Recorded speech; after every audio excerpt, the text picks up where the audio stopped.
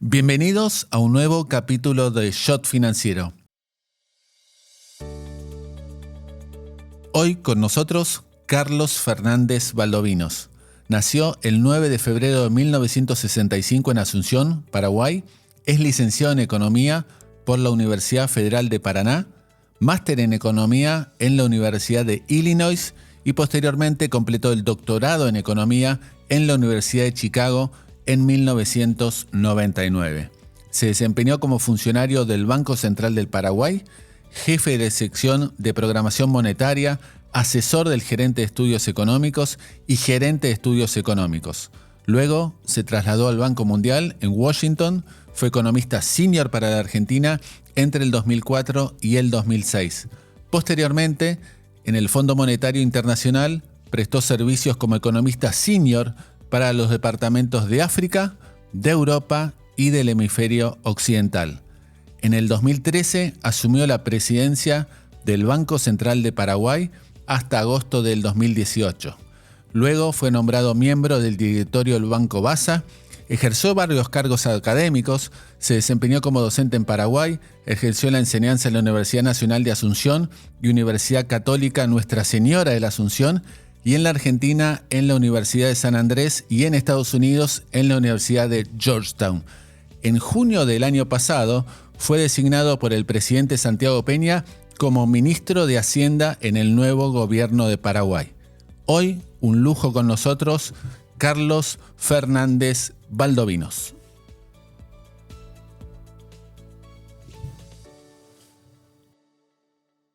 Estás escuchando Shot Financiero con Guillermo Willy Laborda. Shot Financiero es presentado por Puente Holding UK, una compañía especializada en Wealth Management, Sales and Trading, Capital Markets e Investment Banking, basada en el Reino Unido y con oficinas propias en Argentina, Paraguay, Uruguay, Panamá, Estados Unidos y España. Puente cuenta con más de 100 años de trayectoria y 35.000 clientes en todo el mundo, entre individuos, empresas, instituciones y sector público.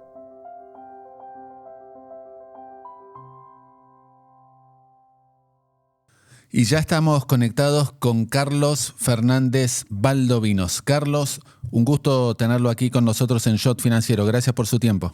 ¿Qué tal? ¿Cómo están ustedes? Muchísimas gracias a ustedes por la oportunidad. Ministro, ¿cómo le surgió la vocación por la economía? Mira, te voy a contar un poco la historia. En realidad yo inicialmente no iba a seguir economía y realmente mi vocación estaba más para seguir ingeniería, porque tanto mis tíos como mi hermano son todos ingenieros y de hecho mi padre, y después heredó mi madre, heredó una pequeña empresa constructora, entonces siempre estuvo muy relacionado con todo lo que es la ingeniería, principalmente la parte vial.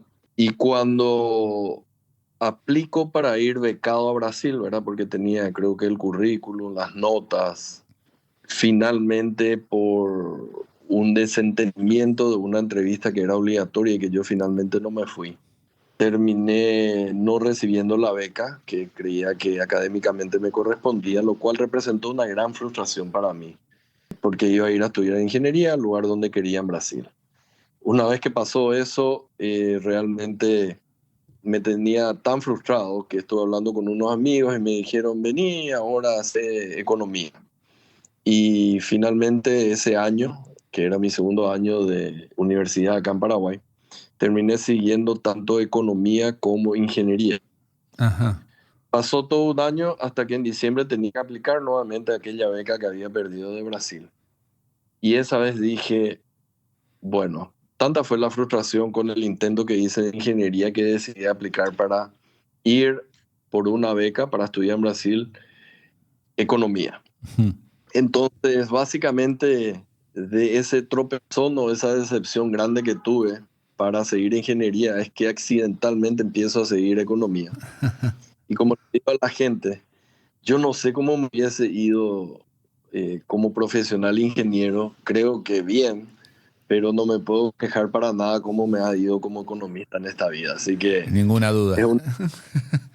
es un poco de que no siempre uno se tiene que decepcionar por los tropezones que tiene en esta vida. Así que es bastante, creo que por lo menos para mí es bastante interesante cómo llegó a ser economista. ¿Cómo fue su paso por la Universidad Federal de Paraná? ¿Qué recuerda de la universidad? ¿Qué recuerda de los profesores? ¿El nivel de la universidad? Era muy interesante en muchos aspectos. Primero fue muy importante para mi crecimiento como persona, ¿verdad? Justamente mi hijo se está yendo ahora a estudiar, va a estudiar en la Universidad de Chicago, pero el hecho de que uno salga afuera te hace madurar mucho como persona. Lógicamente uno con 19, 20 años todavía no es todo lo maduro, pero hice una buena cantidad de amistad de mucha gente ahí en Curitiba y principalmente de muchos paraguayos, porque éramos más de 150 paraguayos estudiando en Curitiba. Entonces había muchos eventos en conjunto. De la universidad, y también es una cuestión bastante simpática, te diría, en el siguiente sentido. La Universidad Federal de Paraná, principalmente la carrera de filosofía y de psicología que ellos tenían, eran básicamente la cuna del PT, del Partido de los Trabajadores, del partido de Lula, ¿verdad? Ajá. Y como vos sabrás, mi posgrado yo lo hago en la Universidad de Chicago, ¿verdad? Que es Sí. totalmente hecha. Pero yo estudié en una universidad que era totalmente de izquierda, porque recuerdo que de 4 años que tuvimos, durante 3 años leíamos El Capital de Carlos Marx. Así que te imaginas que uno mira así mi formación como graduado, con mi formación de posgraduado no tenía mucho que ver. Yo creo que el pragmatismo mío de ver un poco las cosas que no funcionaban ahí en ese Claro. entonces, en la economía socialista, me hizo ver de que era muy interesante en términos académicos leer El Capital durante 3 años, pero no estaba para nada convencido de lo que realmente estaba escrito ahí como para implementar en las políticas públicas. Así que también fue muy interesante esa fase de mi vida en donde finalmente yo termino en Chicago, pero habiéndome formado básicamente con El Capital de Carlos Marx. Y ministro, ¿cómo usted termina en 1990, ahí en la Universidad Federal de Paraná, la carrera, y cómo decide hacer el máster en Illinois, en la Universidad de Illinois? Ahí, antes de ir a estudiar a Illinois, me toca también básicamente un periodo en donde yo entro al Banco Central de Paraguay. También casi que por accidente, ¿verdad? Justo me fui a entrevistar con una persona que estaba allí. Me derivó con el entonces economista jefe del Banco Central del Paraguay porque ellos estaban buscando gente. Yo había llegado recién. Y empezamos a hablar y me dice, ¿dónde estudiaste? Yo le digo, justamente estudié en Brasil. Bueno, ¿y qué leíste? Bueno, por supuesto, estaban los libros de Marx, pero también leíamos materias otros libros. Me dijo, pero yo conozco ese libro, pero ¿qué conoces todo? Porque yo hice mi posgrado en Brasil. Entonces enganchamos muy bien que el economista jefe haya hecho su posgrado en Brasil y yo que venía de Brasil, lo cual finalmente me dio la oportunidad de ingresar al Banco Central del Paraguay.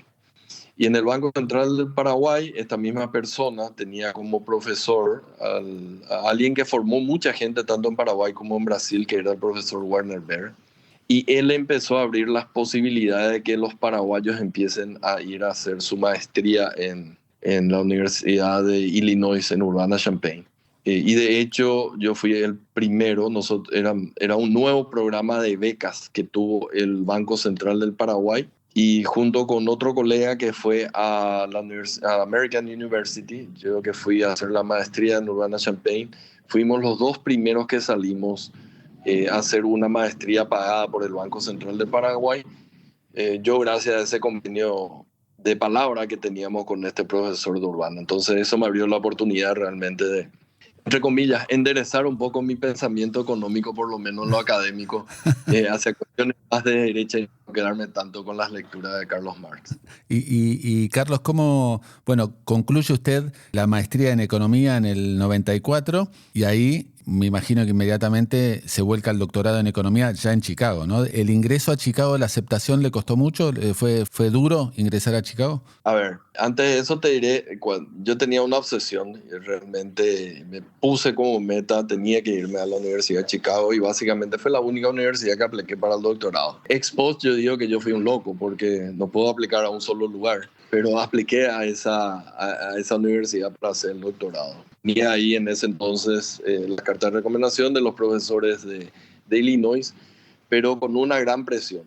La presión era de que, si bien mi currículum y en mi título dice del 94, yo tenía pendiente una materia, porque traté de meter todas las materias para terminar en un año la maestría.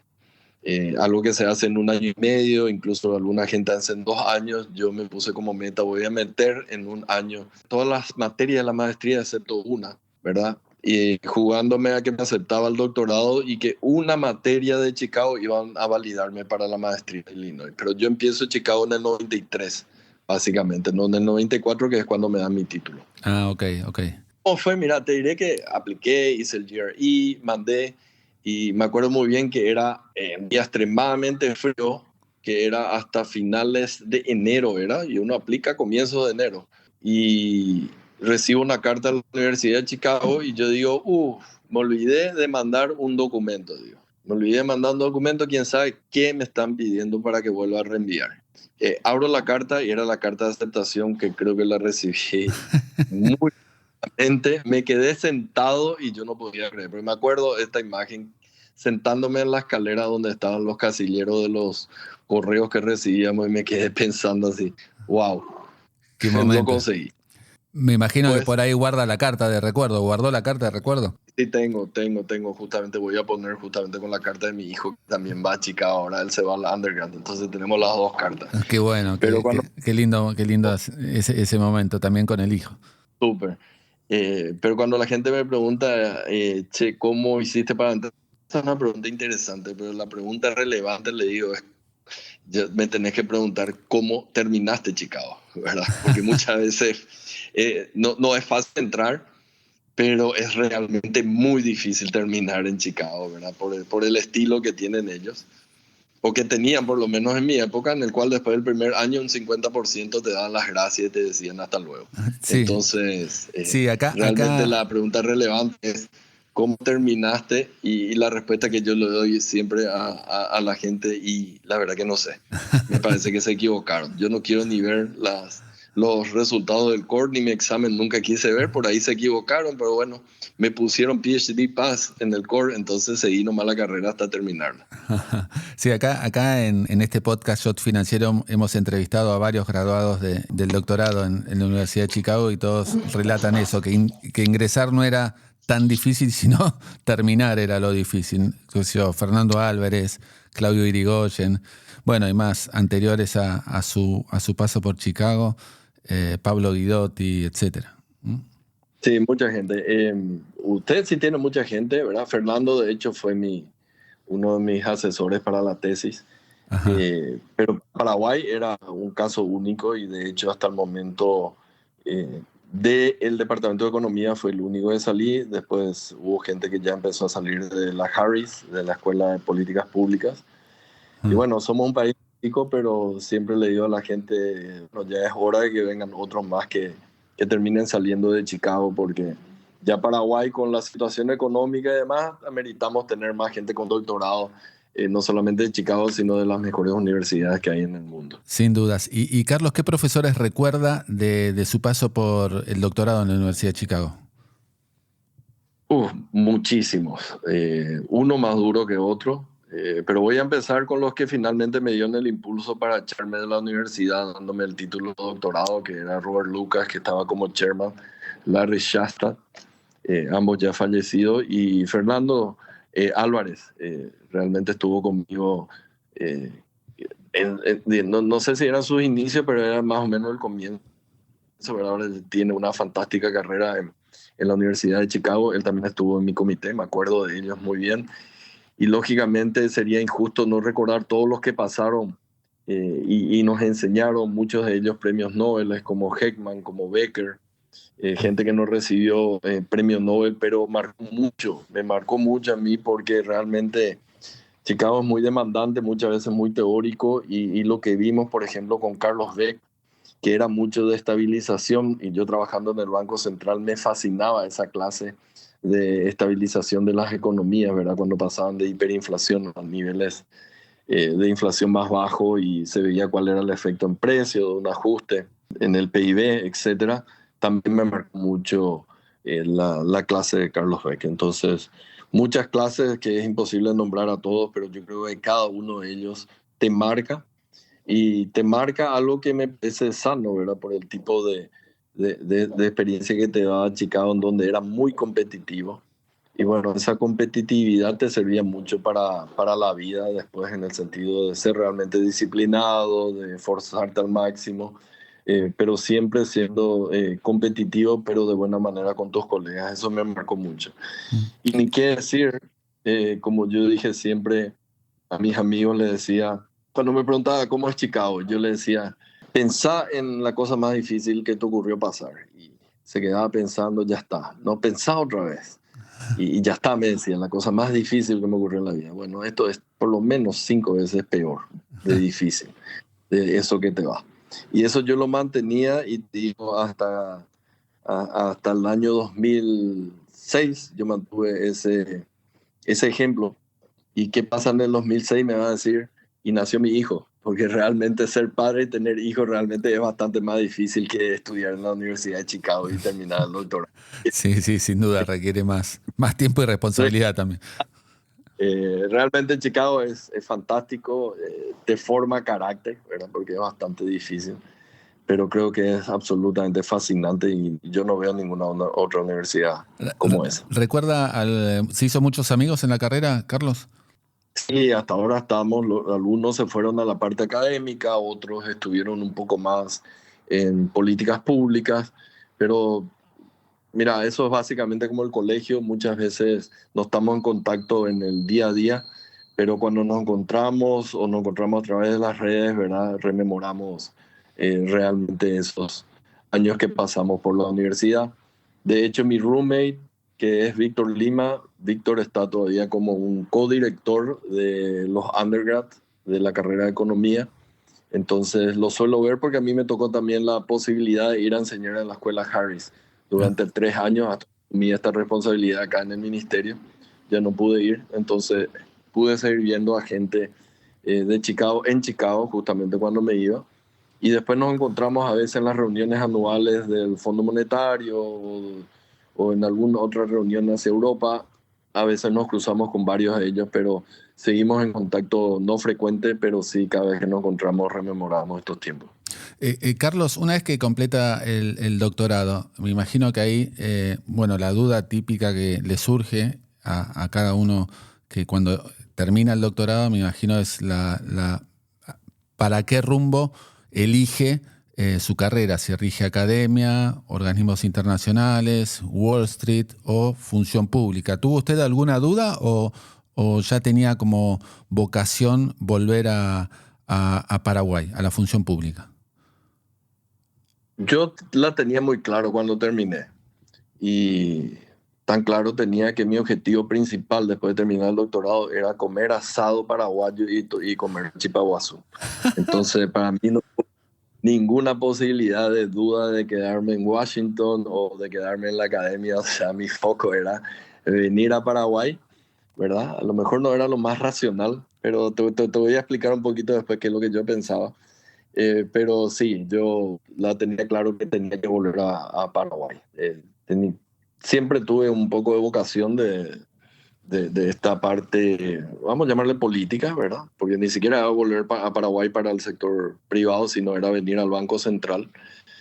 Y bueno, y ahí ocurrió de que no inmediatamente, pero creo que un año después de volver ya me nombran economista jefe acá en el Banco Central de Paraguay. Entonces sí quería volver.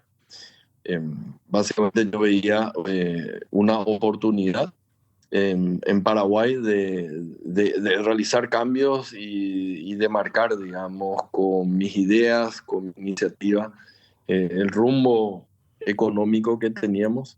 Y coincidió justamente de que al ser nombrado economista jefe del Banco Central del Paraguay en el año 2003, a mí me toca negociar el acuerdo de stand-by con el Fondo Monetario en la parte técnica de la parte monetaria, ¿verdad?, del Banco Central, que fue el inicio de toda esta gestión nueva que tenemos nosotros acá en Paraguay hasta llegar ahora. También siendo ministro de concretar lo que es el grado de inversión. Entonces, Profesionalmente no me arrepiento de mi decisión porque me tocó colaborar en el inicio del despegue de Paraguay, en la consolidación, porque estuve como gobernador del Banco Central 2013-2018, y digamos en llegar a la meta, en meter el gol, como yo digo acá, que es conseguir el grado de inversión. Así que estoy contento de haber colaborado en las 3 etapas en diferentes años de lo que ha logrado Paraguay recientemente. Sí, la verdad que es un ejemplo todo lo que ha logrado Paraguay en estos últimos años. Y ministro, en qué momento Paraguay pega, digamos, ese giro y toma más o menos las medidas políticas adecuadas que, como usted acaba de mencionar, permiten, como señalara recién, ese gol, ese llegar al investment grade recientemente? ¿En qué momento es como que encuentra el rumbo Paraguay? Paraguay a lo largo de su historia no siempre fue totalmente estable. En sus inicios, cuando tuvo su primer plan de estabilización en los años 50, tuvo muchos años de estabilidad. Empezó a desarrollarse, incluso al guaraní se lo llamaba dólar y que quiere decir pequeño dólar. Pero el agotamiento de ese modelo económico empezó a crear problemas y se llegó a tener problemas incluso en la parte fiscal y monetaria en los años 80 y 90, incluso con crisis financiera. Pero los desarrollos de Paraguay fueron mínimos comparados regionalmente, digamos, con hiperinflaciones en Perú, en Bolivia, en Argentina o en Brasil. Nosotros mantuvimos o seguimos manteniendo la misma moneda de hace 80 años. Entonces, digamos, hubieron muchos desajustes en Paraguay, pero los desajustes no fueron extremos. Pero sí, el peor momento de Paraguay fue justamente ese año 2002, en donde el segundo mayor banco del país quiebra, se entra en una situación de default selectivo por parte del fisco.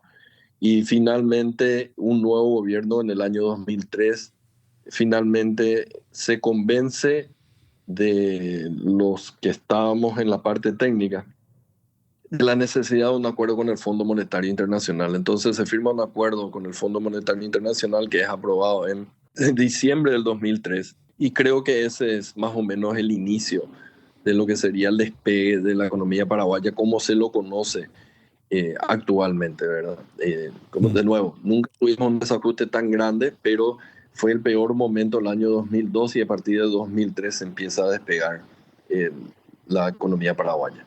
¿Cómo analiza los movimientos en la región? Porque Argentina va para un lado, otros países como Paraguay se encarrilan, Uruguay también va en el mismo sendero que Paraguay, Brasil también parece encarrilado, Perú también. ¿Qué análisis hace del comportamiento distinto en las economías de América Latina?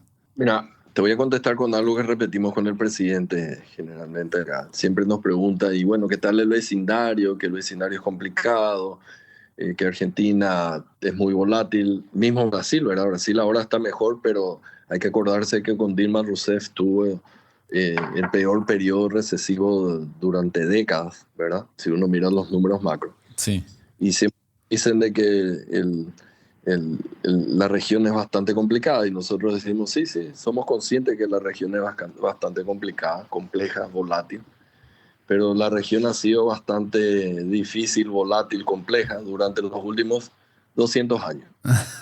Básicamente desde nuestra independencia nosotros estamos en el mismo lugar porque no nos podemos mudar, estamos ahí en el medio de Argentina, Brasil, y pasamos por muchas volatilidades durante estos 200 años de independencia, lo cual de alguna manera nos ha permitido tener algún tipo de crear un tipo de inmunidad a lo que está pasando en la región.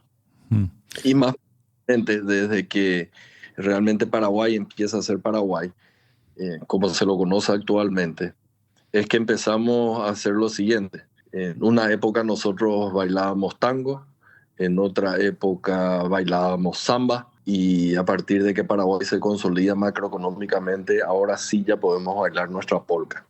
Es decir, dejar de bailar al ritmo de lo que es Argentina y Brasil, y estamos bailando nuestro propio ritmo, porque hemos sido capaces de generar motores de crecimiento, por ejemplo, que son independientes de lo que pueda ocurrir en Brasil y en Argentina. Siempre nos va a tocar. pero el ritmo que persiste acá en Paraguay durante estos últimos años de polka, ya no de samba ni de tango.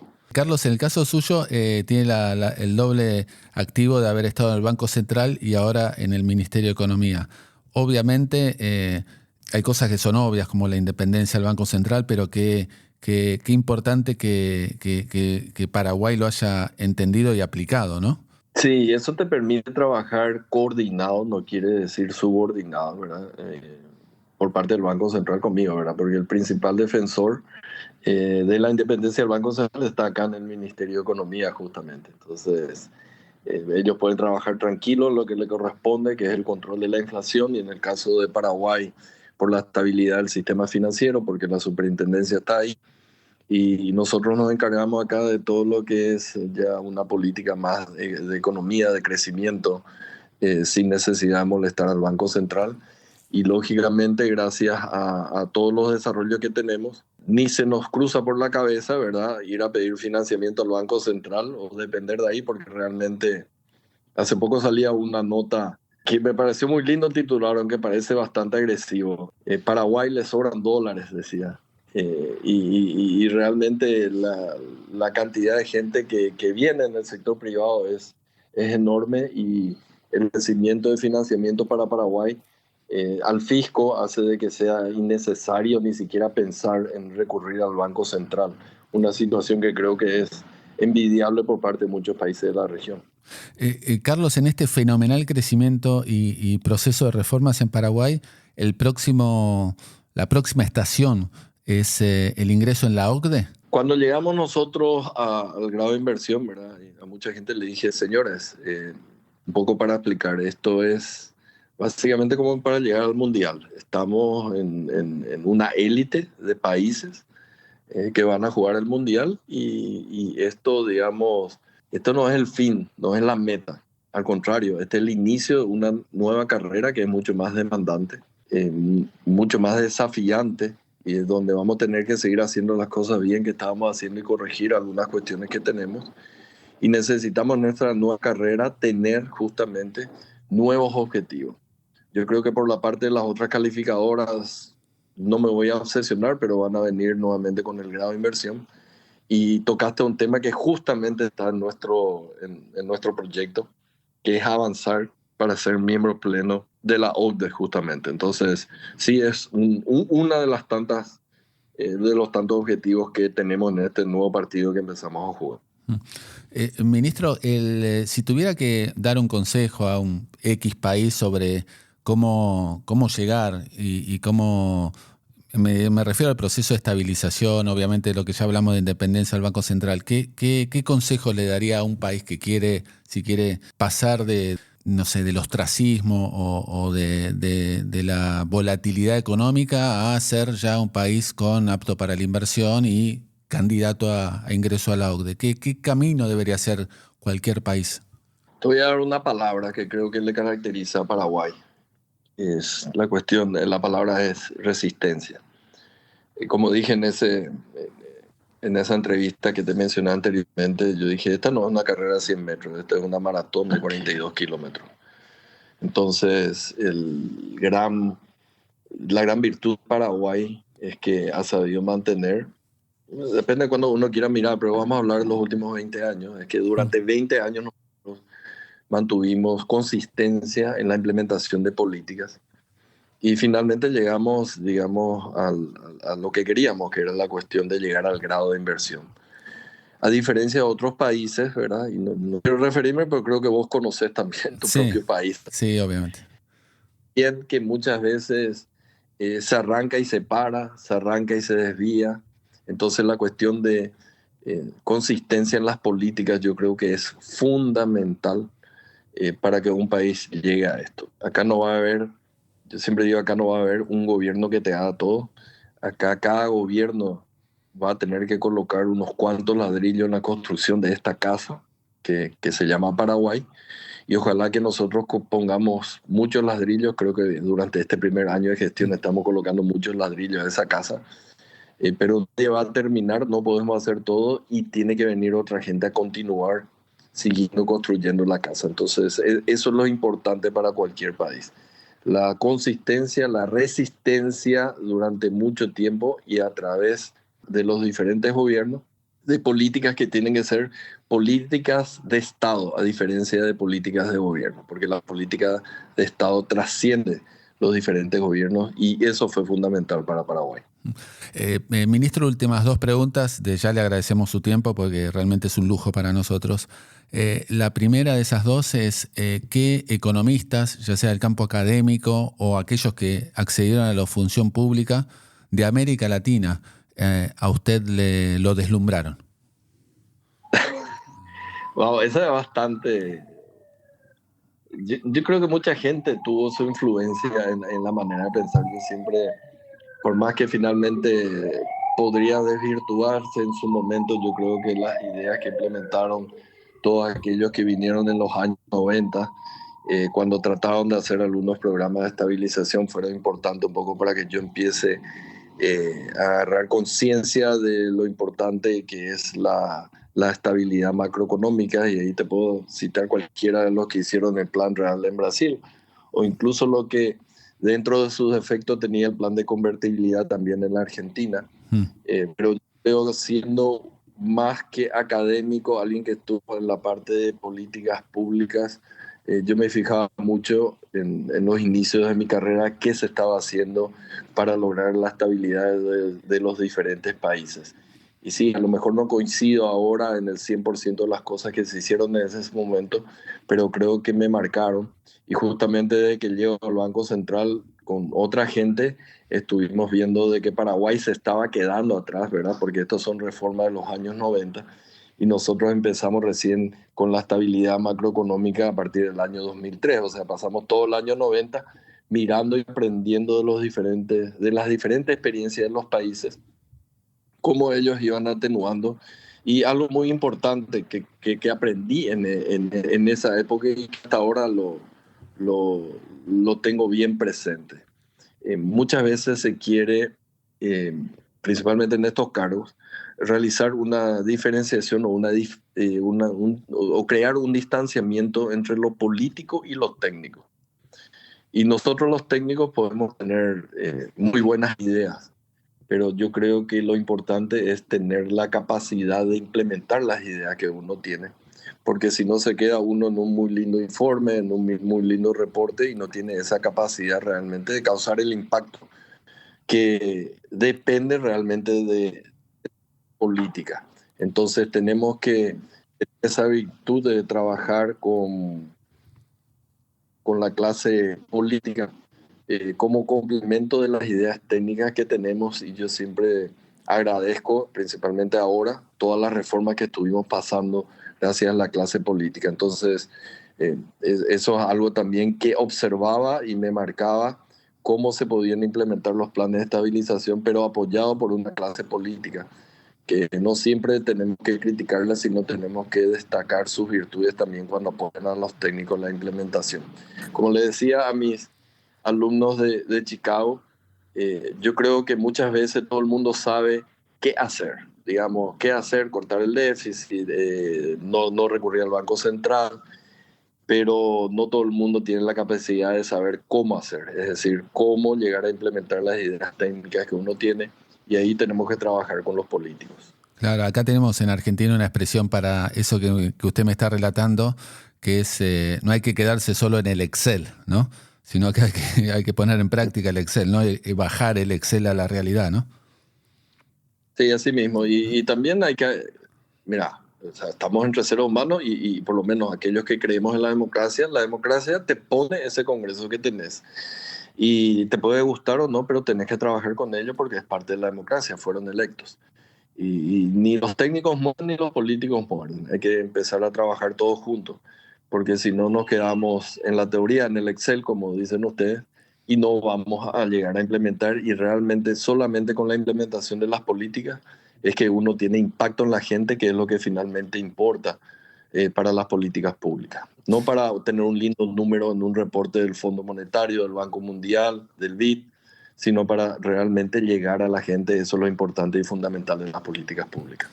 Ministro, la última pregunta es consejo que le daría a jóvenes que están desarrollando o iniciando la carrera de economía, que me imagino deben ser los mismos consejos que le está dando a su hijo que está ingresando a Chicago. Mira, la cuestión que le cuento a los jóvenes, ¿verdad? Me tocó dar un par de charlas acá a algunos jóvenes y ellos esperaban que le dé una charla sobre macroeconomía y la estabilidad de Paraguay, etcétera, etcétera. Y vos sabés que le hice básicamente una historia de lo que ha sido mi carrera hasta el momento, muchos de los puntos que tocamos ahora. Entonces, ahí le digo, uno, apunten alto, porque si apuntas bajo, finalmente el disparo te puede salir más bajo de lo bajo que apuntas. Si apuntas alto te puede salir. A mí me salió ir a Chicago, pero creo que si no me salía eso iba a tener otras oportunidades que eran también buenas.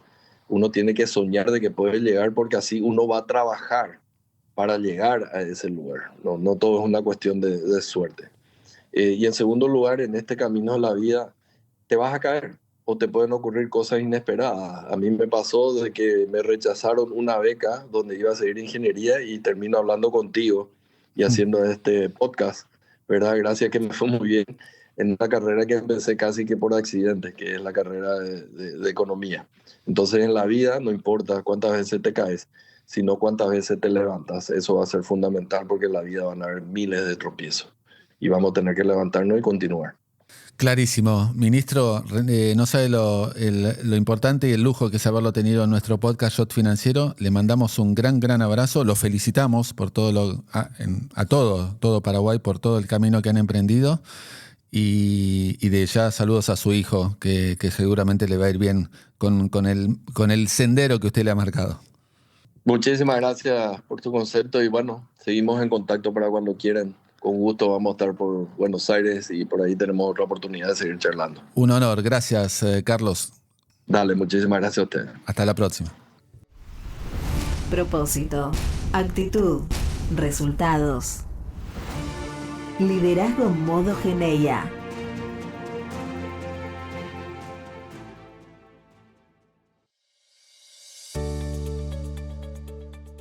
Hasta aquí la entrevista con Carlos Fernández Valdovinos. Nos reencontramos en una semana con otro referente de la economía y de los mercados internacionales.